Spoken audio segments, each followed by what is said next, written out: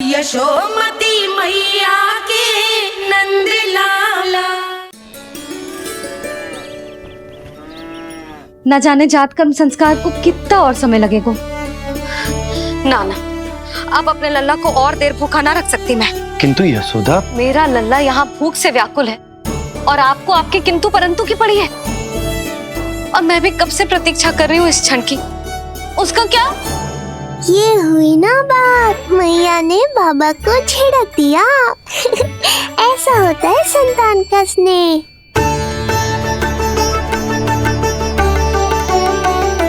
यशोदा को समझाना पहले ही कठिन था।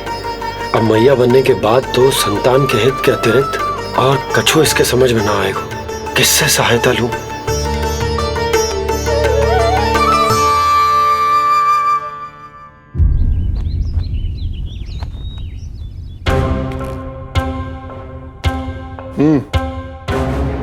बढ़िया, खोलो इनकी। कहाँ लेके जा रहे हो तुम? चलिए मेरे साथ।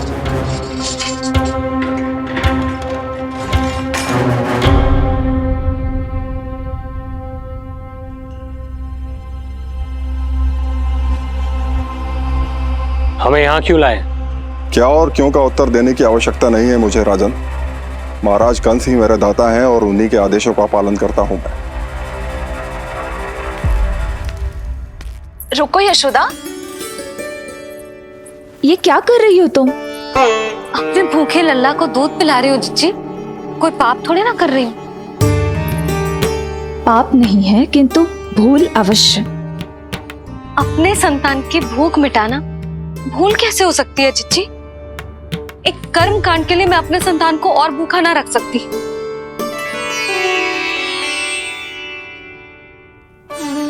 आपको तो पता है मैंने इस क्षण के लिए कितनी प्रतीक्षा की है, कितना तरसी हूं मैं।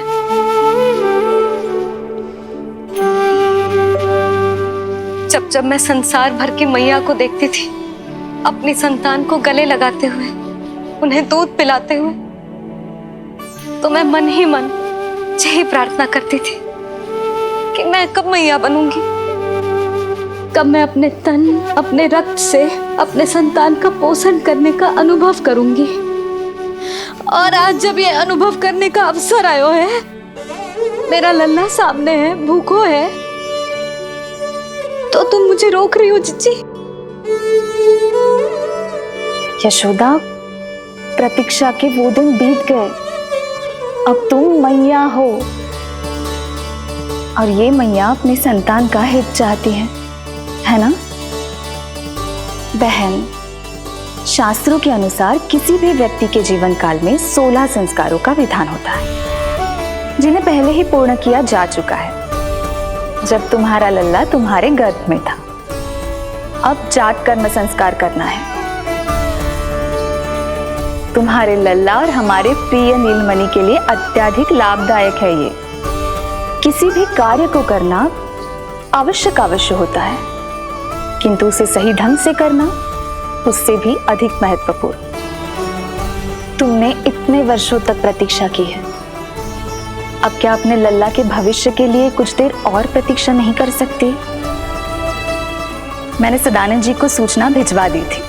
वो संस्कार पूर्ण कराने के लिए शास्त्री जी को बुलाने उनके घर गए हैं। शीघ्र ही आ जाएंगे ना वो? बस आते ही होंगे। मैया, मैं भूखा तो हूँ, पर प्रतीक्षा कर सकता हूँ। अब और प्रतीक्षा नहीं करनी पड़ेगी। बाहर उपनंद जी ने भी तो सारी तैयारियां करवा दी है। गोकुलवासी भी तो हमारे लल्ला के दर्शन के लिए उमड़ पड़े हैं। मैं बाहर जाकर सबसे मिलता हूँ। मैं भी मेरे पुत्र को देख कर आती हूँ।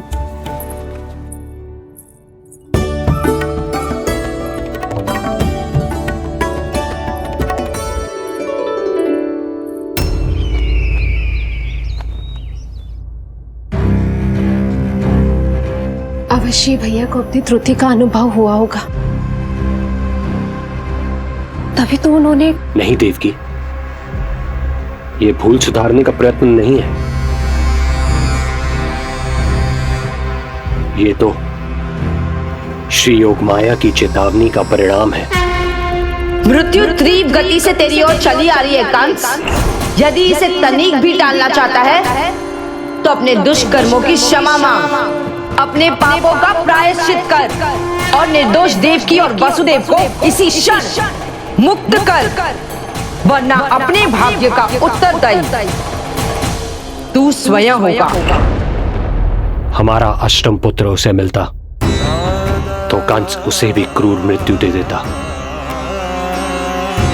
उसे नहीं मिला, इसीलिए उसने हमारे चरण पकड़ लिए।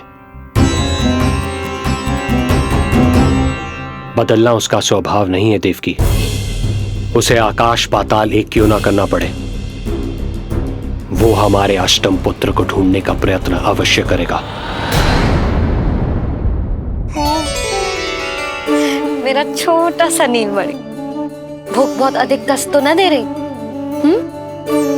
नहीं मैया, मैं और प्रतीक्षा कर सकता हूँ। अब लग रहा है ये बढ़िया।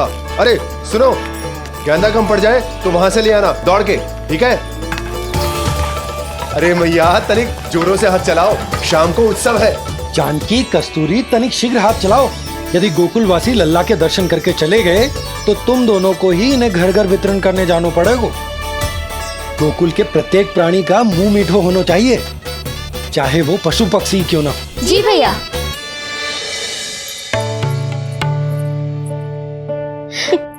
पंडित जी आ गए क्या? जीजी, ये ठीक लग रही है ना? बस तो फिर इसके साथ की चोली और मिल जाए। इतनी देर क्यों लग रही है पंडित जी को? यहाँ मेरा लल्ला भूखो है और जय की। सुनो सुनो सुनो सुनो, शास्त्री जी पंडित सदानंद जी को लेकर घर से निकल चुके हैं। किसी भी क्षण यहाँ पहुंच जाएंगे। बस उनके द्वारा जात कर्म संस्कार के पूरे होते ही आप सभी लोग नंदलाला से मिल सकते हैं। मेरी आप सभी से हाथ जोड़कर विनती है कि कृपया करके एक पांत में खड़े हो जाइए।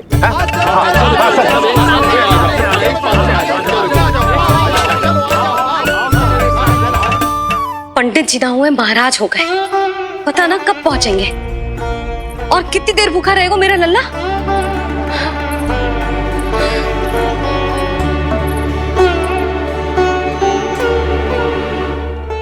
मैया मुझे दूध पिलाने के लिए कितनी व्याकुल है।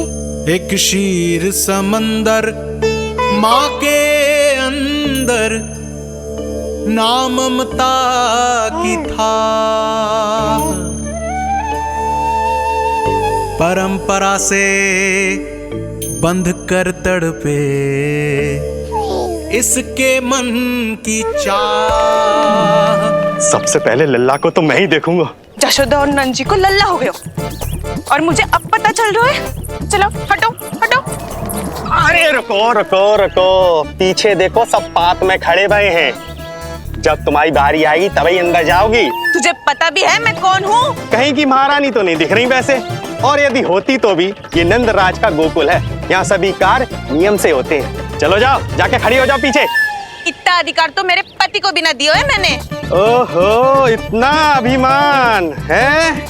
पांव तोड़ के लल्ला को देखने को। देखो हमारे जीते जी नहीं जाने दूंगा। चल हट। अरे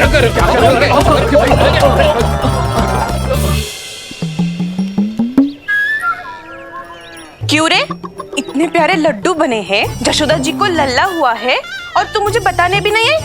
अरे ढोल बज गया, पूरे गोकुल में घोषणा हो गई चाची, तुमको फिर भी पता नहीं चला? नहीं तो उल्टा मुझसे प्रश्न कर रही है। शुभ समाचार बताने तुझे घर आना चाहिए कि ना? चाची, अरे चाची, चाची। सुलक्षणा, मेरा लल्ला भूख से तड़प रहा है और पंडित जी जाने कहाँ रह गए हैं, और तू मेरे भूखे लल्ला के सामने जो लड्डू खा रही है।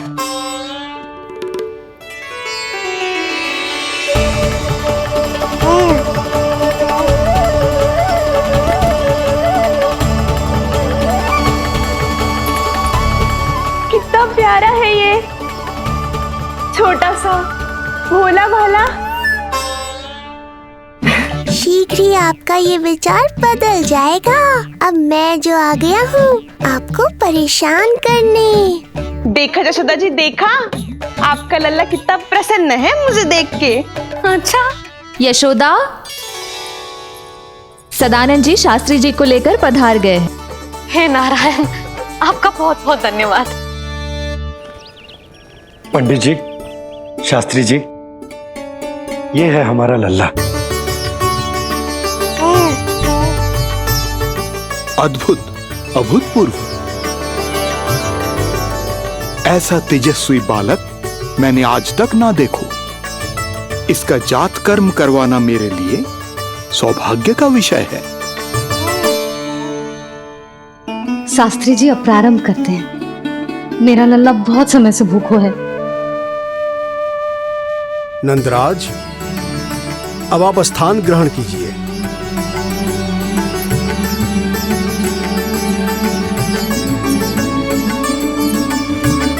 नंदराज, अब आप लल्ला को अपने गोद में लीजिए। पंच दोष से मुक्ति हो, मिले सुख समृद्धि अपार। जन्म के बाद जो पिता करे, जात कर्म संस्कार।